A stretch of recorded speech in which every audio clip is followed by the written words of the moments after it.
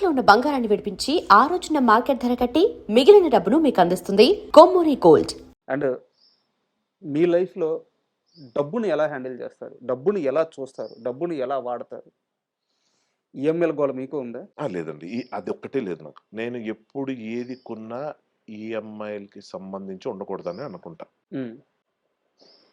ఒక ఒక కార్ కొనాలంటే మొత్తం పెట్టి కొనేస్తే బావుండని చూస్తా. Which is actually financially wrong ఇది. హ్మ్. ఈ మధ్య ఇన్‌స్టా రీల్స్‌లో వాటిలో కొంత ఎడ్యుకేట్ అవుతున్నాను చూస్తూ.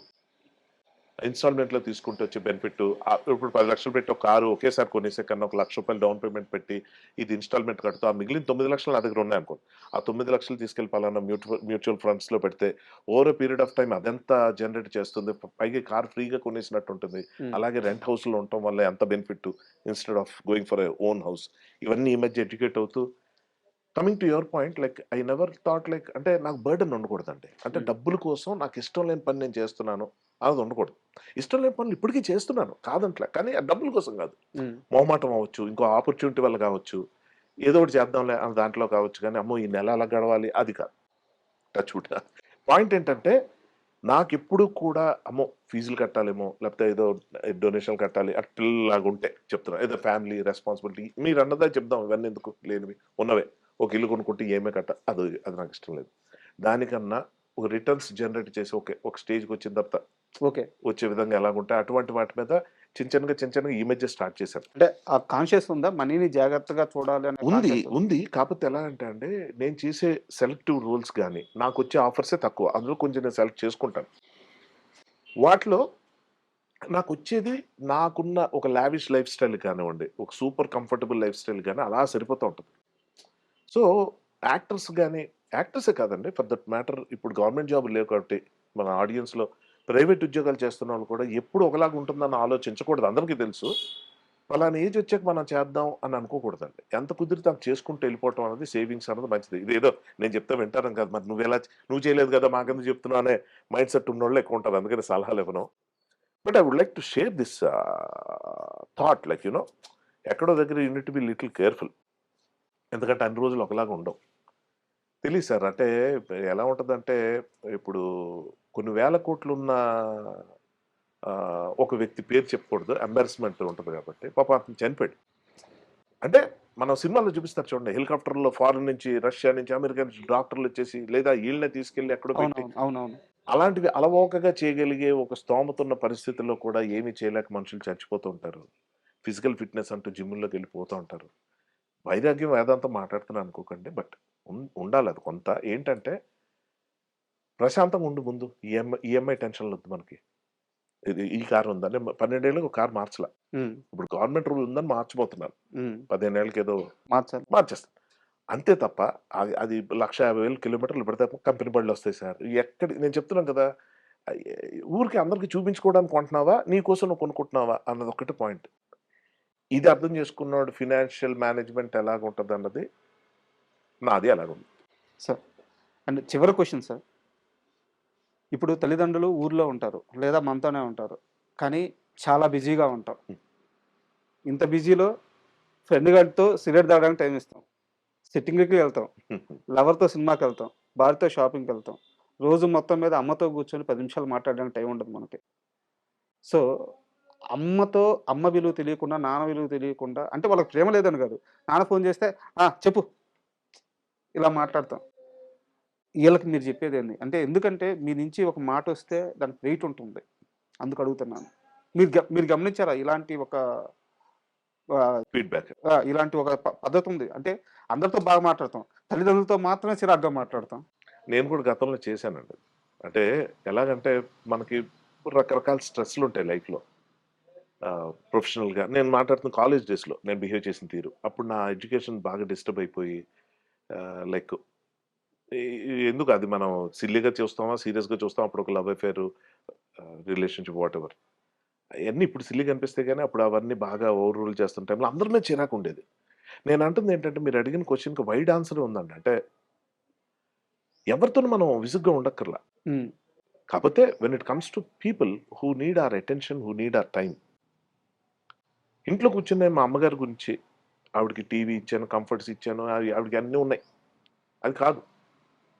నేను వెళ్ళి అర్ధరాత్రి 12 గంటలకు వెళ్ళి ఆవిడ రూమ్లోకి వెళ్ళి నేను సౌండ్ ఆవిడ ఏమాత్రం మెలకు వచ్చినా ఆవిడ చూస్తే గనక అక్కడి నుంచి గంటన్నర 2 గంటలు మాట్లాడుకున్న రోజులు ఉంటాయి.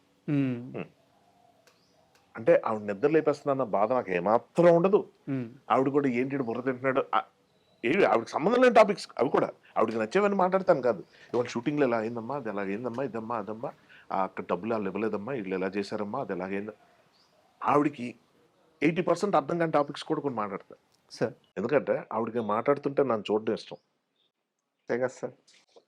ఇది నాకు అర్థమైన తర్వాతే ఆవిడ ప్రేమ నాకు అర్థమైన తర్వాత నా ప్రేమ ఏమైనా ఉంటే చూపించుకునే ప్రయత్నం చేస్తాను.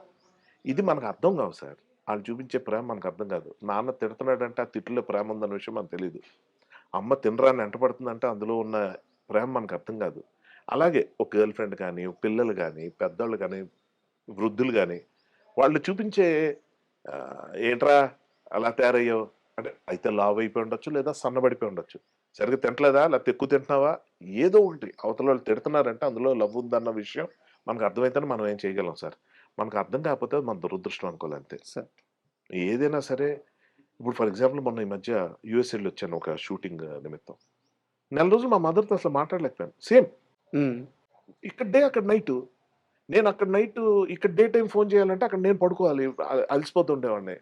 మా మదర్ ఫోన్ చేసే టైంకి అది నాకు నైట్, అదే డే టైం. పోనీ నేను చేద్దామంటే ఇక్కడ నైట్. ఉంటాయి ప్రాక్టికల్ ప్రాబ్లమ్స్ కానీ కాంపన్సేట్ చేసేయాలి. రోజు ఇంత మ్యాండేటరీగా మా అమ్మ ఏదో ఫీల్ అయిపోద్ది అని చెప్పి, లేకపోతే మా ఆవిడ ఫీల్ అయిపోయి, లేకపోతే ఇంకోటి ఫీల్ రోజు అని అందరి కోసం బతికితే మనం ఇంకా వేస్ట్ బతకడం చండాలంగా ఉంటుంది లైఫ్. నేనేమంటున్నానంటే yes you are important to me, you mean something to me అన్నది అవతల వాళ్ళకి అర్థమయ్యేలాగా నువ్వు బిహేవ్ చేయటం అన్నది మన చేతిలో ఉన్న పనే. అది వీ హ్యావ్ టు డూ. అది చేయాలి. నేను నా పరిధిలో నేను చేస్తున్నా. నేను కావాలని మా మదర్ని బాగా డిస్టర్బ్ చేస్తా.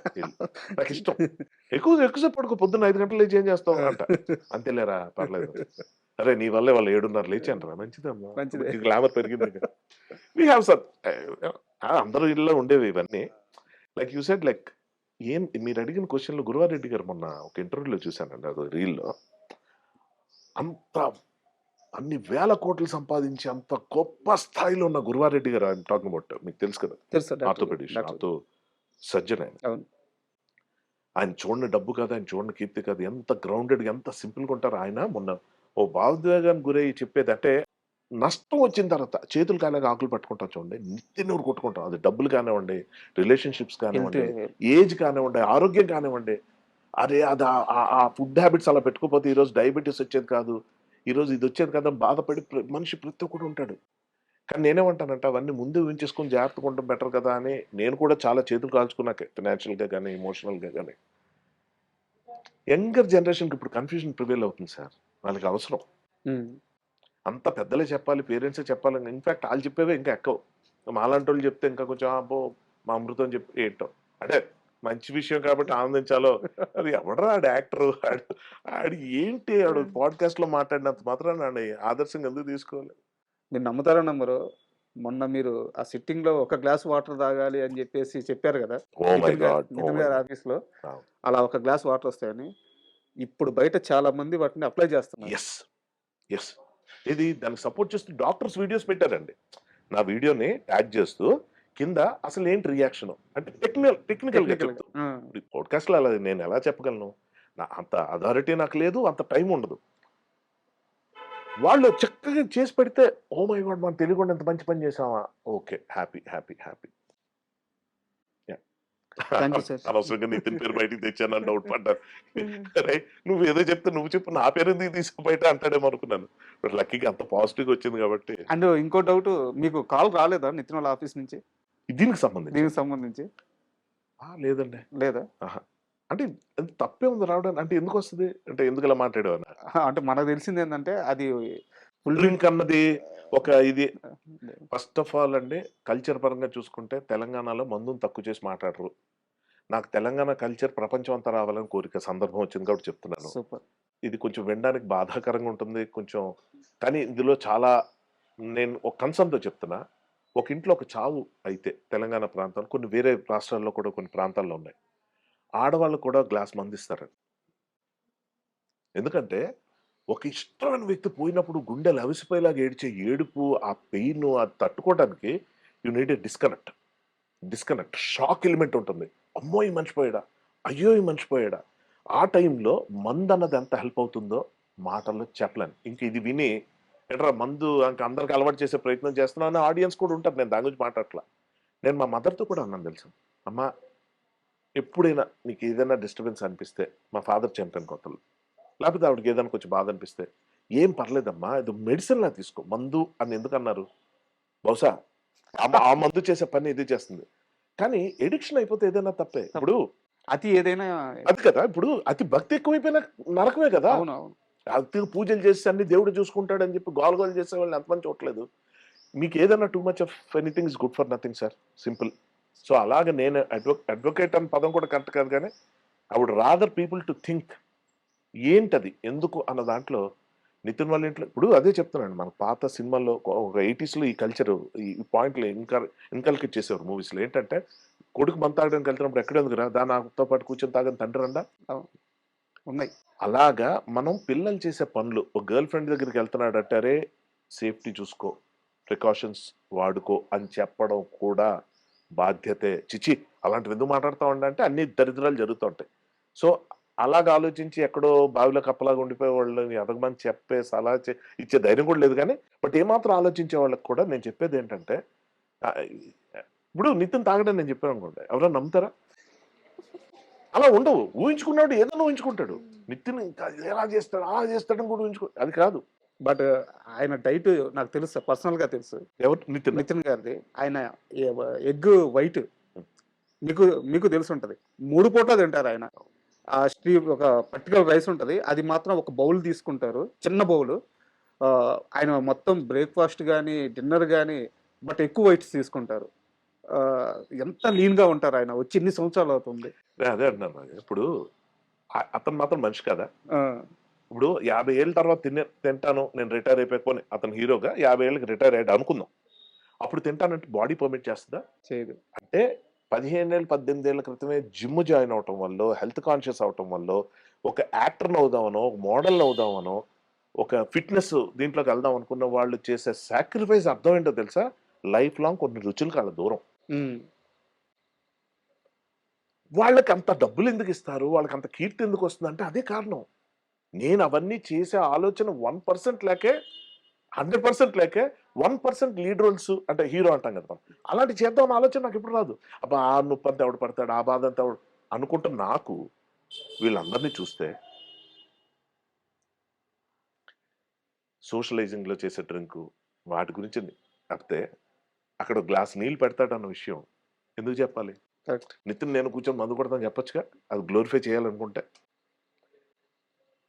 సార్ ఒకటి చెప్తా. అర్థం చేసుకునేవాళ్ళు మనం ఎలా మాట్లాడినా అర్థం చేసుకుంటారు సార్. దేవుడి దయ వల్ల ఇప్పటిదాకా అలాంటి ఆడియన్సే ఉన్నారు నాకు. సార్. ఏవన్నా క్వెషన్‌లు అడిగే యాంకర్‌ల వల్ల వచ్చే ఇరిటేషన్ నుంచి కామెంట్స్ ఏదో తేడాగా చూస్తున్నానే తప్ప, టంగ్ స్లిప్ అవుతాను సార్ నేను కూడా ఎప్పుడైనా అవ్వచ్చు. ఇప్పటిదాకా అవ్వలేదు అంటే ఇంక అవ్వనని కాదు. ఎప్పుడైనా ఏదైనా సార్. అవ్వచ్చు. క్షమాపణ చెప్పుకున్నా కూడా పరిస్థితులు బాలేవు సార్. హ్మ్. నువ్వు అనేసావు ఎందుకు అన్న దగ్గర ఉన్నారు. అంటే ఎప్పుడు ఎవరో ఒకళ్ళని ఏదో ఒకటి అనాలన్న ధోరణి పీపుల్‌లో ఉంది. నన్నేదో అన్నారని నేను వాళ్ళని నాకేం అవ్వకపోయినా మాట్లాడుతున్నా అంటే ఒక రకంగా రిస్క్ తీసుకుంటాను నేను. అనే వాళ్ళకి ఎక్కడో కోపం వచ్చి ఏంటి ఈడికి అనలేదని పెద్ద ఏద్దాం రండిరా అనుకుంటే ఒకటి. కూరుంటే నేనే తెచ్చుకున్నట్టు. కానీ నా ప్రయత్నం ఏంటంటే సైలెంట్‌గా ఉండిపోకూడదు sir. We have to raise voice. వాళ్ళిచ్చే కమెంట్స్ చాలా వాల్యుబుల్. బూతులు మాట్లాడకుండా సక్రమంగా ఒక మంచి ఉద్దేశాన్ని చెప్పండి. కనీసం ఒకటికి హెల్ప్ అవుద్ది 1000 మందికి కాకపోయినా. చాలు గదా అది. మీటర్ తప్పారా మంచికి బదులు చెడు కొన్ని కోట్ల మంది జరుగుతుంది సార్. అవును. అంతే. And thank you very much sir. ఎందుకంటే యాక్చువల్‌గా మీతో నేను ఇంకా చాలా ఎక్కువ సేపు కూర్చోవాలనుకున్నాను. బట్ కుదరట్లేదు. మీరు మాత్రం నాకు ఖచ్చితంగా మరో ఇంటర్వ్యూ ఇవ్వాలి. నాది ఎప్పుడు ఆగిపోయిన సినిమా ఒకటి ఉంది. ఇప్పుడే చెప్పేస్తున్నా. అదేదో బయటికి తీసుకొచ్చే ప్రయత్నం చేస్తున్నా. సార్. అప్పుడు I need all the help on the తప్పకుండా సార్. డెఫినిట్‌గా మీరే. తప్పకుండా. మా టీఎన్ఆర్ ఉన్న ప్లేస్ ఇది. Sir. So, I still think he is sitting beside me. ఇప్పుడు మన ఇద్దరిని చూస్తున్నాడు అనుకుంటాను. Sir. I love him a lot and I thank you especially for bringing his name in this interview. Sir. I love to talk as many things as possible. ఎన్ని సందర్భాల్లో అతని గురించి మాట్లాడాల్సొచ్చినా మాట్లాడడానికి ఇష్టపడే వ్యక్తుల్లో TNR. Really miss him boss. Thank you. Thank you very much sir. And all the best. Thank you.